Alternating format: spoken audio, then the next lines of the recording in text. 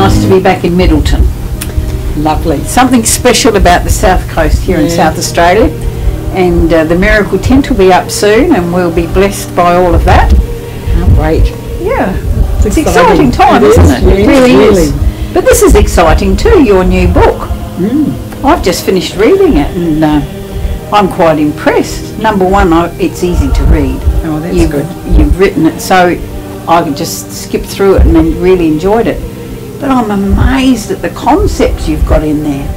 You've got things in there that I never would have thought of in a lifetime. Where did you get the ideas? Well, I was at Missionary College in Townsville, and we had to write a lot of our assignments were left to us to write in however way we wanted. So I used to write a lot of them in story form. And I remember when we got a phone call at 9:30 late one night, and the teacher that had read the assignment said, you should write. He said, you've got a good gift there. And so you did. I hadn't even thought about it. Never thought about it. And so, I amalgamated a few of the assignments together and put them together. And one night I started writing. I just thought, I had ideas in my head about how I was going to do it.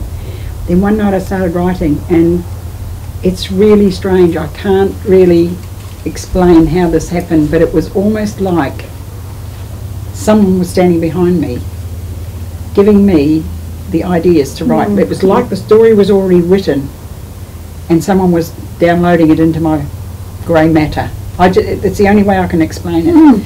And so as the story went on, it was about Lucifer, and I just wanted to show a simple overview of the Bible, but to give a reason why I think evil, how I think evil actually came into the world and why we're in such a mess today. So that's what I did. But you started this book. The scenes are before Earth was created. You describe how you imagine heaven would be. Now, you do say it's a novel. It's based on, a lot of it's on the Bible, but it is a novel. And the way you describe the angels and the throne room, and it's very insightful. Well, as I said, your ideas are incredible and far beyond the normal person's imagination. But there's only 150 pages in here, and it's beautiful print. When you say it came in a download, did you have a concept of the total book, or did it come in bits? Well, it came in 9 days. Oh. It came in 9 days. I started writing it, and then I couldn't get away from it. It was like it was there waiting, and I had to put it all down while I had it in my head. And so day and night, till 3 and 4 in the morning. And then I'd catch a couple of hours sleep, and then I'd be back into it, because I was at the college, but we could do our assignments at home, so I just wrote this whole thing, and it just came like it was already written. As I say, it's just something that I can't explain other than say to you that it was almost like God was saying, go ahead, do your best. Well, you did very well, Gayle. I'm amazed at your description of how you see heaven, and also how you saw the relationships of all the beings in heaven. So have you had a heavenly experience? I have actually, yes, now you mention it. I remember as a younger person, when I first came to know the Lord, that I could see a relationship with Jesus Christ, but God, my own father, natural father, had never really shown much affection for us children. He was a mechanic, he had a garage to run, and he was off doing his thing. And so I didn't really have this really good sort of concept of who God was, except for the fact that what the Old Testament told us was that he was, drum rolls, and, you could get leprosy from just saying the wrong thing. I mean, it just looked like, to me, like God was very much like my father. And so I did have a lot of struggle about that. And one night I had a dream. And in the dream I was going through a tunnel, and the angels were each side of me, and they were encouraging me onwards to the end of the tunnel. I could see at the end of the tunnel there was a door open, and the light, incredible light that was shining in from that end of the tunnel, was just indescribable. And as I got to the end, I felt I was excited because I knew I was going to see Jesus, and I just, that's one thing I just can't wait for. And so when I got towards the end of the tunnel, Jesus was standing there. But I knew when I saw him that it wasn't the end of what I was there for. And I remember him grabbing my hand and saying, "Go, he's waiting for you." And I get a little bit overcome when I talk about this because it's so real. And I looked across, and I can't describe this room. It was the biggest room. The concept of it was beyond description. And it was like the floor was glass, but it was gold.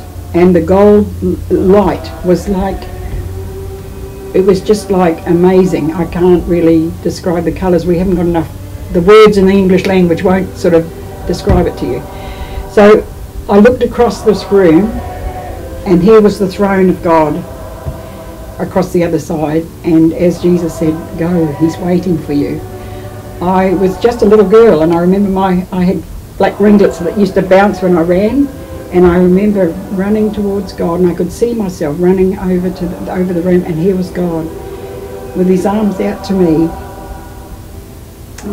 just willing me to come to him. And he was running towards me with his arms out. I've never had a problem with God ever since. I know who God is.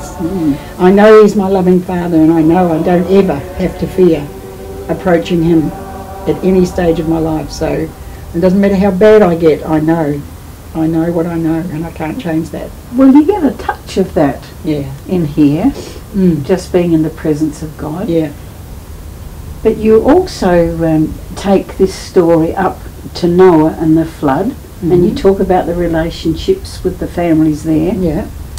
So the story's wonderful, and it sort of finishes, but it leaves you wanting more. So is there another book? Oh, yes. Yeah, I didn't know at the time when I started writing this one that there were going to be 3 books. And at this stage, that one goes to the flood, and the next one goes from after the flood to the birth of Jesus Christ. And then book 3 will go from the life of Jesus through to the end time. So naturally that's going to be a little bit, I'm trying to keep it as close to the Bible descriptions as possible. And I don't know everything, and I'm learning all the time.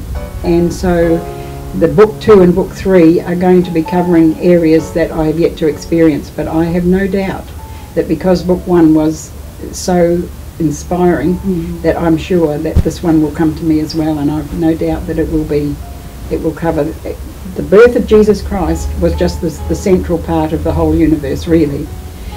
But before that and after that is also an amazing story, and the people that are described in the Bible are amazing people. And I just think that somebody needs to write it so simply, so that even the most simple child can be read the story, and they can see the word pictures come into their mind. And that's what I really want, is the word pictures for people to read. Yes. So this is definitely a novel, and it is fictional. Yes. But it's based on biblical truths. Absolutely, yeah. And it's appealing because it goes places that most people don't think about. And I think you've got a winner there, Gayle. And I think people are interested in the spiritual realm, supernatural, yes. And the supernatural, and they want to know where they fit. And I think this book, when I read it, I could see where I fitted, and I enjoyed it. So thank you, and all the best with the new book. Thank you. Well, Gayle, how can we get this book and the books that are yet to come? Well, I guess the email is the best at this stage, and it'll be on the screen for you. And this one, the book is worth $13.50 plus postage. But book 2 is going to be, I would say, twice that size. So the postage is going to be a little bit more. Well, this book is Once Were Angels, and it's a very good read.